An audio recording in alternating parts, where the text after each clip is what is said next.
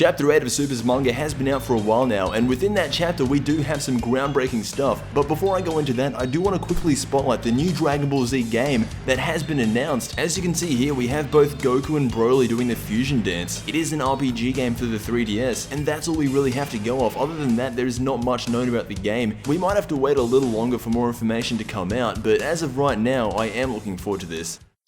Moving on to the new Dragon Ball material, it starts with the fighters sitting down to do their intelligence test to confirm whether or not they can compete in the tournament, and as expected, Majin Buu does not pass this test. A lot of people did predict that Majin Buu wouldn't pass this test, but now that it's 100% confirmed that Majin Buu has indeed failed this test and has been eliminated from the tournament as a result of that, who is going to fill in for Universe 7? The obvious answer is Gohan, but I genuinely do not think Gohan will make an appearance as a fighter in this arc, because if that was the case, Universe 7 would have 3 Saiyans, and to me that just seems like a complete overload of Saiyans. We have Cabe on Universe 6's team who was confirmed to be a Saiyan, so if Gohan was competing you would have a total of 4 Saiyans, and I just don't see them doing that. I'm thinking of 2 different things that could happen. They're either gonna let Majin Buu compete anyway, or Beerus and Whis will simply find someone else from Universe 7. Just before I mentioned Cabe and referred to him as a Saiyan, that is because he is a Saiyan, but unlike the Saiyans from Universe 7, the Saiyans from Universe 6 are actually good guys,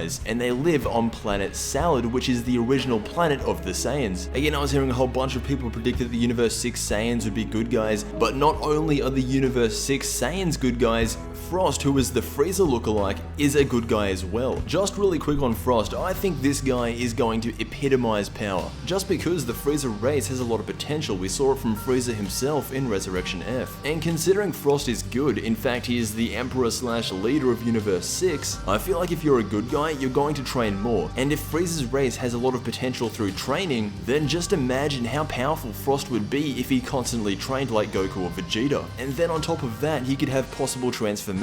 In fact, I guarantee that he does. And then on top of that, we have what are his transformations going to look like? Are we going to have the exact same as Frieza's, or are we going to have entirely new ones? I would prefer new ones, I think everyone else would too, but we'll just have to wait and see. One thing to keep in mind that is essential to this story is that this tournament is not going to be your standard World Martial Arts tournament. For those of you who remember the Fortune Teller Baba arc back in Dragon Ball, the tournament style will be exactly like that. So basically what that means is that in an extremely unlikely situation, one member from Universe 7, let's just say, could sweep all of Universe 6's team. And the reason I'm telling you this is that Goku is the first one to fight in Universe 7, and he is up against Botomo. That is right, it is Goku versus Botomo in the first round. Now I ran a poll over on my Twitter and it was basically saying Goku versus Botomo, who's gonna win? And an overwhelming amount said Goku. I have to agree, and I have to say I do think that Goku is gonna beat Botomo, but do I think that Goku's gonna solo all of Universe 6? Absolutely not. In fact, Universe 7 isn't looking too good at the moment. I'm pretty sure Majin Buu's been eliminated, giving them one less member to work with, so I'm thinking Universe 6 might actually take this. Something else that is worth mentioning is that Monaka, who is Nipple Man, will actually be fighting last, so we won't be seeing him fight for a while, so that's definitely interesting. They're postponing Monaka's appearance in battle. They have to be doing it for some reason. Again, we have very little information of him, so until chapter 9, 10, or even 11, we probably won't be hearing from him for a while. But going back to the end of this chapter when Goku's fighting Botomo, from what I've seen from this fight, I would say that Goku's winning. But before the chapter ends, Botomo says to Goku, I have something to show you. What that means is that he's going to power up into some ultimate form,